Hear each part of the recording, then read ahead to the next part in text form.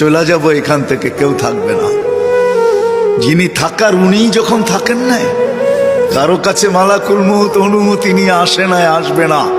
শুধু একজন মুহাম্মদুর রাসূলুল্লাহ সাল্লাল্লাহু আলাইহি ওয়াসাল্লামের কাছে মালাকুল মউত যখন আসছেন, তো আল্লাহ বলছে বন্ধুর কাছে অনুমতি নিয়ে ঢুকবে, অনুমতি দিলে ঢুকবে, নাইলে ফিরে আসবে।